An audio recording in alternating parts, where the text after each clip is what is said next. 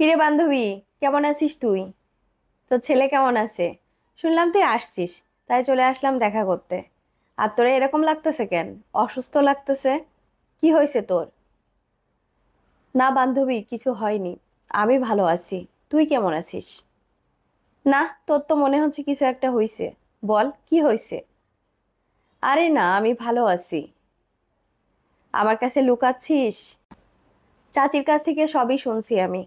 আমার কাছে লুকাইতে হবে না। আর এটা কি শুরু করছিস? জামাইরে ডিভোর্স দিব, ডিভোর্স দিব। একটু কিছু হইলে ডিভোর্স দিতে হয়? জামার পরে রাগ হয়েছে, গ্যাঞ্জাম হয়েছে, স্বাভাবিক। 2 দিন পরেই আবার মিটমাট হয়ে যাবে। তাই নিয়ে কি ডিভোর্স দিতে হবে জামাইরে? তোরে কে বলছে এসব? আমি চাচির থেকে শুনছি। ও, যার কাছে আমার থেকে তার পরিবারের মূল্য বেশি, তার কাছে থেকে কি করব? কি পাবো আমি? তার থেকে আলাদা হয়ে যাওয়াই ভালো। তাই? আচ্ছা, তুই কি একবারও ভেবেছিস তোর ছেলের কথা? তোর যে একটা ছেলে আছে, ছেলের কথা কি ভাববো? আমার ছেলে আমার কাছে থাকবে, না হলে ওর বাবার কাছে থাকবে। আচ্ছা, তোর ছেলে তোর কাছে থাকবে, বাবার কাছেও থাকবে। আচ্ছা, তুই যে তোর স্বামীকে ডিভোর্স দিবি, তুই কি একটিবারও ভেবেছিস যে তোর মা, বাবা, ভাই তোকে কতদিন দেখবে? সারা জীবন কি তারা তোকে দেখবে? কেন? দেখা লাগবে কেন? আমি একটা লেখাপড়া জানা মেয়ে, আমি চাকরি করব। হুম, তাও ঠিক, তুই চাকরি করবি, কিন্তু সমাজকে তোর মুখ দেখাতে পারবি? সমাজ তো তোকে ডিভোর্সই বলবে। সমাজ তোকে কি কখনো সম্মান দিবে? সমাজ তো তোকে চরিত্রহীন বলবে। বলবে স্বামীর ঘর করতে পারিনি তাই ডিভোর্স হয়ে গেছে।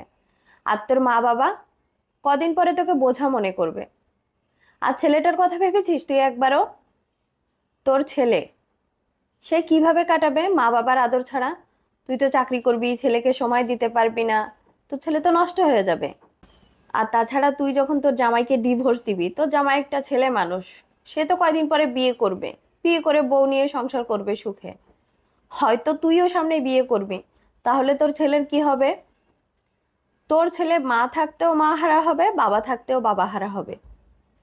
তোর যে পরবর্তী স্বামী হবে, সে কি তোর ছেলেকে দেখবে, নাকি তোর হাজবেন্ডের যে বউ হবে সে কি তোর ছেলেকে দেখবে? তোর ছেলে এতিম হবে। তুই কি এগুলো বুঝিস না?